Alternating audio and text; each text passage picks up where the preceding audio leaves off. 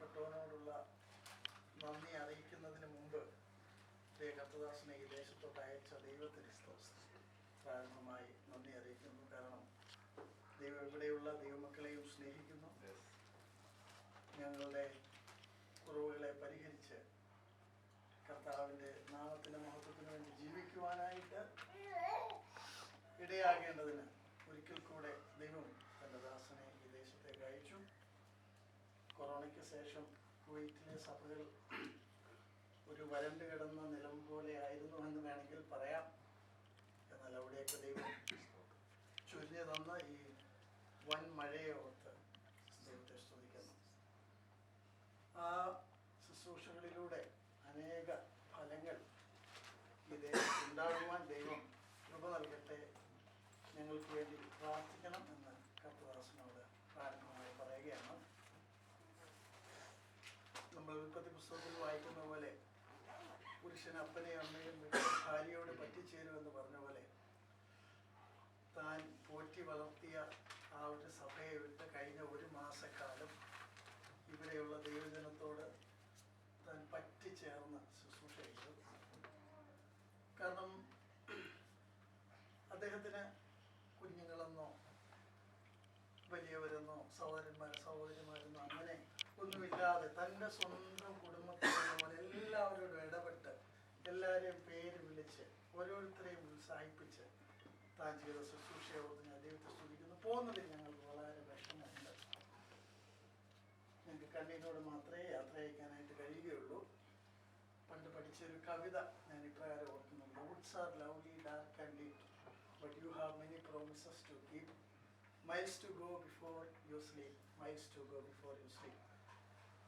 തൻ്റെ ശുശ്രൂഷ അവസാനിക്കുന്ന അല്ലെങ്കിൽ നമ്മുടെ കർത്താവിൻ്റെ വരവിന് മുൻപായി തനിക്ക് ചെയ്തു തീർക്കേണ്ട അനേകം ശുശ്രൂഷകളുണ്ട് എന്നുള്ള ബോധ്യം ഞങ്ങൾക്കുണ്ട്. അത് വിശ്വസ്തയോടെ ചെയ്തു തീർക്കുവാനായിട്ട് ഞങ്ങൾ താങ്കൾക്ക് വേണ്ടി പ്രാർത്ഥിക്കും. ഇവിടെയുള്ള ദൈവജനത്തെ ഓർത്ത് പ്രിയ ബ്രദറും പ്രാർത്ഥിക്കണം. നെടുമ്പാശ്ശേരിയിലുള്ള സഭ സഹോദരനെ പോലെ തന്നെ ഞങ്ങൾക്കും പ്രിയപ്പെട്ടതും വേണ്ടപ്പെട്ടതുമാണ്. അതുകൊണ്ട് ഞങ്ങൾ അവിടുത്തെ ആവശ്യങ്ങളെ ഓർത്ത് പ്രാർത്ഥിക്കുകയും ഞങ്ങളാൽ കഴിയുന്നത് അതിലേക്ക് വേണ്ടി അവിടുത്തെ സഭയ്ക്ക് വേണ്ടി ചെയ്യുവാൻ ഞങ്ങൾക്ക് ബാധ്യസ്ഥതയുണ്ട് എന്നുള്ളതും ദൈവസന്നിധിയിൽ ഞങ്ങൾ ഓർക്കുകയാണ്. എവിടെ പോയി ശുശ്രൂഷ ചെയ്താലും ഹൃദയങ്ങളിലേക്ക് ഇറങ്ങിച്ചെന്ന് ഇപ്പോൾ ചെയ്യുന്നത് പോലെ ബലം പിടിച്ചിരിക്കാതെ താങ്കളെ പോലെ ശുശ്രൂഷ ചെയ്യുവാൻ എന്നും കർത്താവ് കൃപ നൽകട്ടെ എന്ന് പ്രാർത്ഥിക്കുകയാണ്. നമ്മുടെ കർത്താവിൻ്റെ വരവ് ഏറ്റവും അടുത്തിരിക്കുകയാണ്. മാത്രമല്ല സഹോദരൻ ഓർമ്മിപ്പിച്ചതുപോലെ തന്നെ ഇന്ന് സ്ഥലം സഭയുടെ പ്രാധാന്യത്തെ മനസ്സിലാക്കുന്നവർ വളരെ കുറഞ്ഞുകൊണ്ടിരിക്കുകയും സ്ഥലം സഭയ്ക്ക് പ്രാധാന്യം നൽകാതിരിക്കുകയും ചെയ്യുന്നൊരു കാലഘട്ടത്തിൽ ദൈവം പ്രിയപ്പെട്ടവരിലൂടെ അങ്ങനെ ഒരു ശുശ്രൂഷ ഈ ദേശത്ത് ചെയ്തതോർത്ത് ദൈവത്തെ സ്തുതിക്കുന്നു. ഒരു വാക്യം വായിക്കുവാനായിട്ട് ആഗ്രഹിക്കുന്നു. തിമോത്തിയോസിന് എഴുതിയ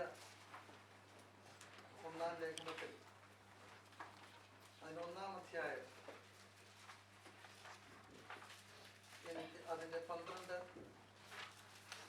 12, 13 വാക്യം വായിക്കാൻ ആഗ്രഹിക്കുന്നു. ധന്യനായ ദൈവം എന്നെ പരമേൽപ്പിച്ചിരിക്കുന്ന തേജസ്സുള്ള സുവിശേഷത്തിന് അനുരൂപമായിട്ടുള്ളതാണ് ഈ പത്യോപദേശം. എനിക്ക് ശക്തി നൽകിയ ക്രിസ്തുയേശു എന്ന നമ്മുടെ കർത്താവ് എന്നെ വിശ്വസ്തൻ എന്നെണ്ണി ശുശ്രൂഷയ്ക്ക് ആക്കിയത് കൊണ്ട് ഞാൻ അവനെ സ്തുതിക്കുന്നു. പ്രിയപ്പെട്ട കർത്തദാസനോട് പറയാനുള്ളത് അത് മാത്രമാണ്.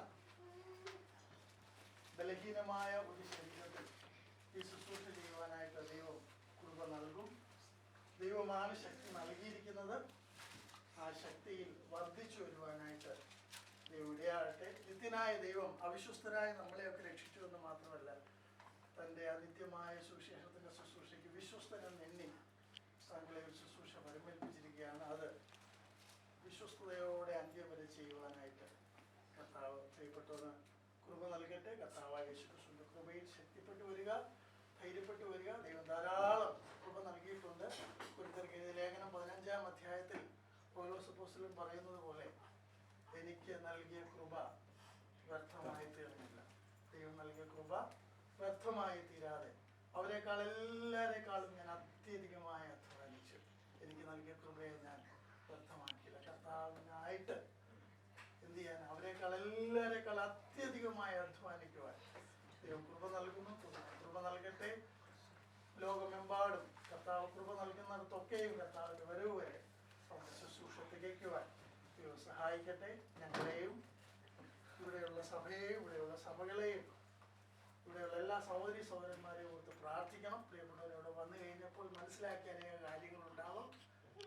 ഇവിടെയുള്ള ദൈവജനം എന്ന് പറയുന്നത് അനേക പ്രതിസന്ധികളിലൂടെ കടന്നു പോകുന്നവരാണ്.